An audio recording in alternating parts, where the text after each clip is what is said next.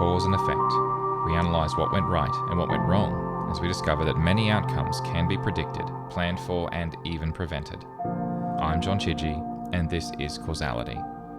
Causality is part of the Engineered Network. To support our shows, including this one, head over to our Patreon page, and for other great shows, visit engineered.network today. Smiler.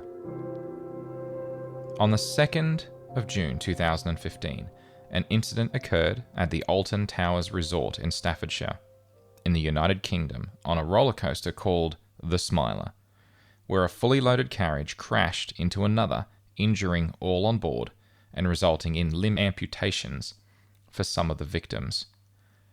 The resort is normally simply called Alton Towers.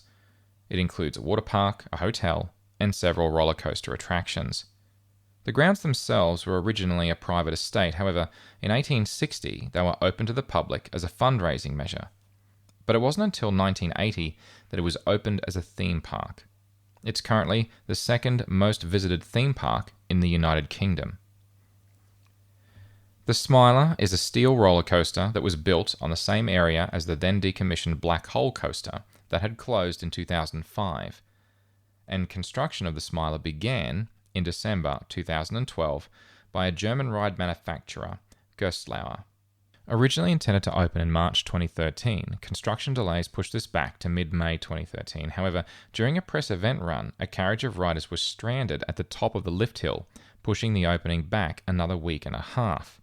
It finally opened on the 31st of May 2013 and consisted of a 5-block section design permitting up to 5 trains, each carrying 16 passengers in a 4x4 grid arrangement, to operate simultaneously with a maximum theoretical limit of 1,200 patrons per hour.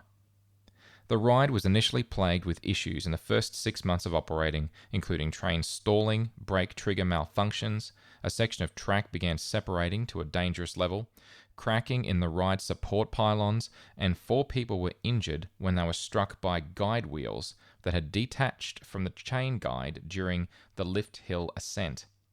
These issues were eventually resolved. However, the ride was considered to be quite complex and had some unusual behaviour. The ride itself has 14 inversions, has a duration of 2 minutes and 45 seconds, and a top speed of 53 miles per hour, 85 kilometers an hour, and riders experience a maximum of 4.5 Gs. Since roller coasters are momentum driven, they have 2 common restrictions: wind and surface friction. High winds not only make tracks and structures sway dangerously, changing safe clearances between objects as the carriages go past at a high speed, but wind also creates additional drag and slows down the carriages. Conversely, rain reduces friction on the track and allows carriages to travel much faster than their design intent, and can also present issues when trying to stop carriages. Finally, the mass of the carriage is critical. Running empty or unloaded is the least likely case to make it around the track, since momentum is equal to mass times velocity. Hence, less mass has less momentum, and if there are going to be issues, it will be at the extremes of loading for any given carriage, with overloaded carriages also potentially leading to difficulty in stopping. We note, before continuing, that no names of those involved from the Alton Towers have been publicly released, and the reports and articles supporting this incident have been heavily redacted to protect their identities.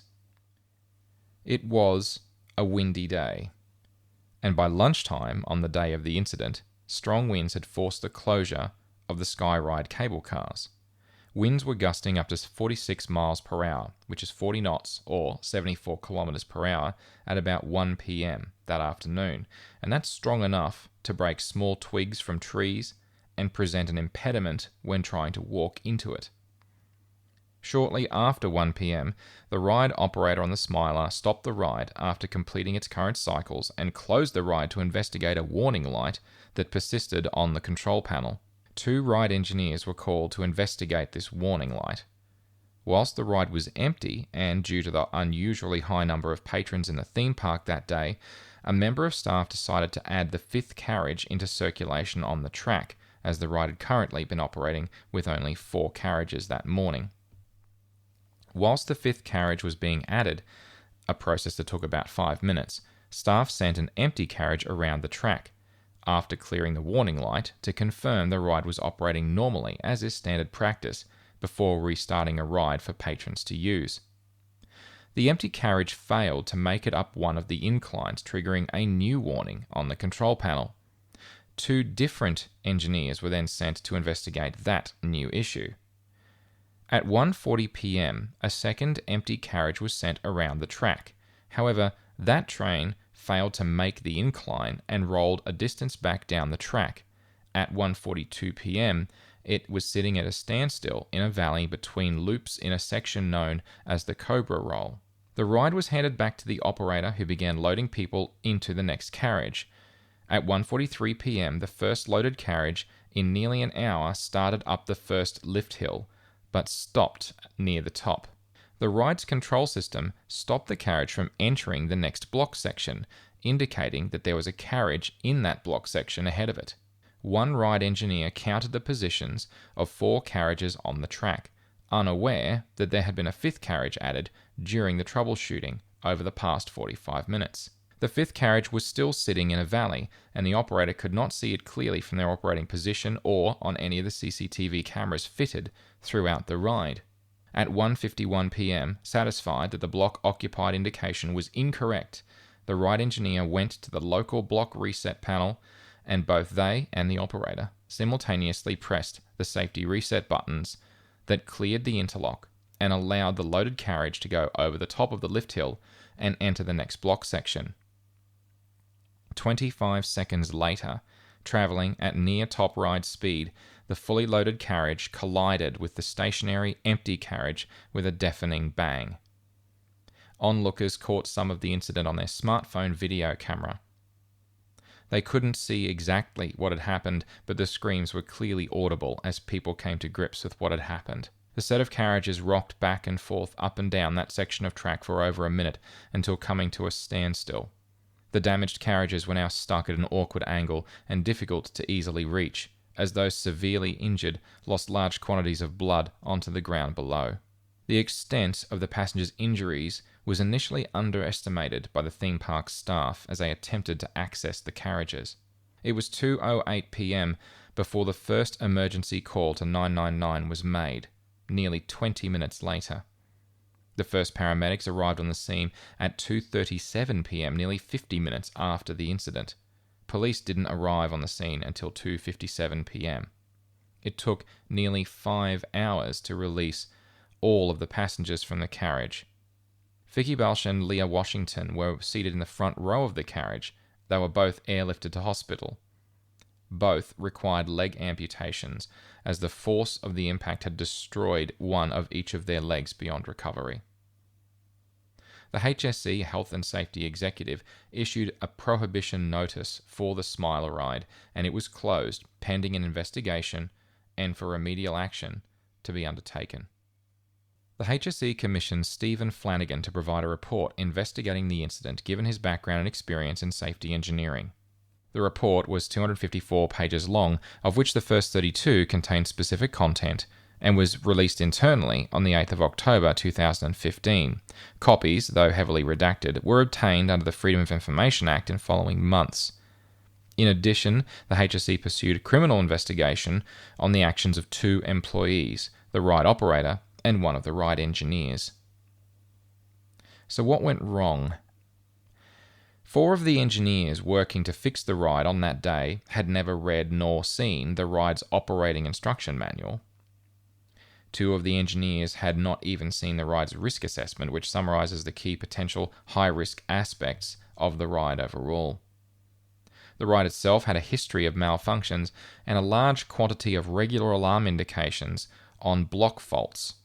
A lack of understanding by the ride engineers as to exactly what was causing those high number of alarms led to a mistrust of the control system and a belief by the staff that the control system was fundamentally unreliable. This attitude led to a further belief that their own judgments were better than that of the control system. The ride mechanical engineers that were loading the additional carriage onto the track did not clearly communicate this fact to the other ride engineers or the operator, despite the fact they knew that the other were simultaneously investigating the original ride faults. The CCTV camera system was intended to cover all parts of the track. However, there were several spots where visibility was somewhat limited. Camera 9 was pointed at the pit area, where the empty carriage originally came to rest. Investigators found that whilst half of the carriage was visible, the colours of the seats and the carriage blended in too much with the colour of the track, the ground, and fencing that surrounded it. Hence, at a casual glance, the operator did not notice the presence of the empty carriage on camera 9. The intention of the dual reset functionality in order to override the block interlock fault was that there were two reset positions, one at the main control panel's operating position and one at the local block reset panel. The ride engineer that reset from the Block 3 local panel did not clearly see that the empty carriage was present and had satisfied themselves by counting the locations of 4 carriages on the tracks under the mistaken assumption that there was no fifth carriage, and did not satisfactorily check the entirety of the block section that they reset prior to their resetting it. In addition to that, the ride engineer that did the local reset on the local panel was greatly concerned about the growing downtime of the ride. Management at Alton Towers had set downtime targets for all of their rides, and linked bonuses with achieving lower downtimes. There were even downtime clocks in the control cabins showing downtime accumulating for each ride. The level of thoroughness and the fact the ride had already been down for 45 minutes contributed to an overall lack of thoroughness before returning the ride to service. Fundamentally, though, the ride shouldn't have been operating. Why did the empty carriage not make the incline? Why did it roll backwards and land in the valley and stay there in the first place? The reason was that there was too much wind. The maximum wind speed for operating the ride was set by the manufacturer at 34 miles per hour, which is 30 knots or 55 kilometers an hour. Due to the lack of momentum from a lightweight empty carriage, coupled with the additional drag from gusts of high winds beyond the design maximum, the carriage was unable to overcome that incline, and ultimately was the reason why it rolled back into its ultimately fateful position. Alton Towers made 30 changes to the Smiler ride following the incident to improve its safety before it reopened. On the 19th of March 2016, 9 months after the incident, the ride was reopened for the start of the 2016 summer season. Despite this, 6 rides remained closed during the 2016 season as a result of the incident, and 190 employees were made redundant as a direct result of lost revenue from dramatically reduced visitor numbers. Merlin Entertainment accepted full liability and responsibility for the incident, saying the company had, quote, let people down with devastating consequences, end quote. Merlin Entertainment were fined £5 million and paid damages to those injured. When the Smiler reopened following the incident, one of the first passengers to take the ride again was a gentleman by the name of Mr. Jim Harvey.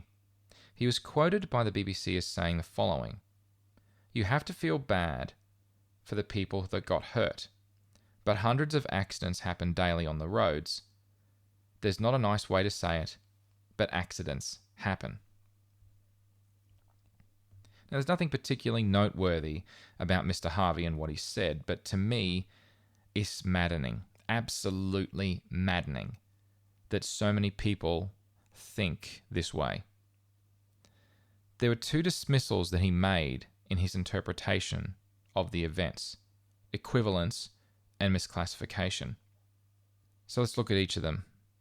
Dismissal by equivalence. Because something happens in a completely different place, in completely different circumstances, it makes this less of an issue, apparently. Driving on a road is a completely different circumstance. There are hundreds of thousands of miles of road and millions of vehicles freely able to drive wherever they like on that road. It is nothing like a roller coaster.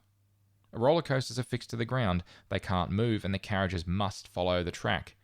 We have complete control of it. No one can swerve in front.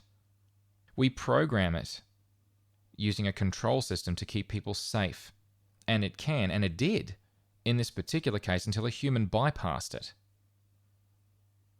So the second problem was a dismissal by misclassification. So many people said it was an accident. The whole premise of causality, there are no accidents. It was an incident. It wasn't an accident. There are a few things in this world that are truly genuine accidents because this was completely foreseeable.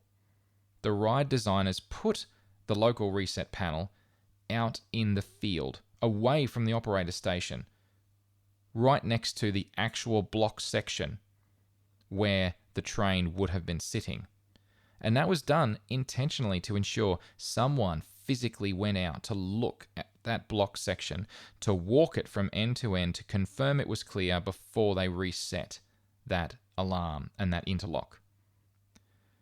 The park had already closed a ride due to high winds. It shouldn't have been running at that time anyway. Also, the people working there didn't understand enough about how the ride worked, and they blamed the control system for their own poor understanding of how it worked. They didn't trust the system that was designed to protect the riders above all else. And when you manually override and reset an automation system, you take all that responsibility in your hands. And they did. If you don't understand why the system works the way it does, try and understand it better. And if it's actually broken, get it fixed. But it wasn't. Finally, though, the pressure to get that ride running again. Whatever happened to safety first?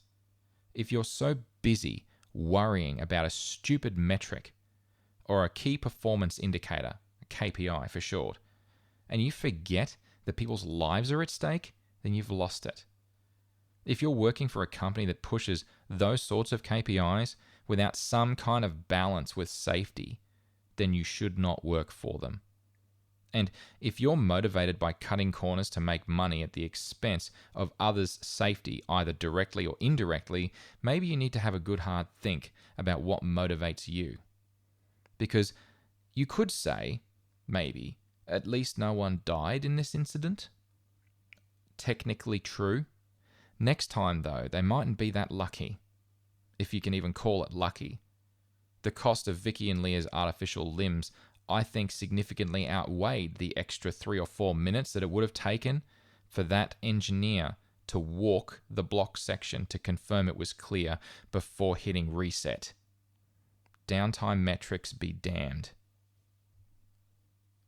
If you're enjoying Causality and want to support the show, you can. Like some of our backers, Ivan and Chris Stone. They, and many others, are patrons of the show via Patreon, and you can find it at patreon.com/John Chidgey, all one word.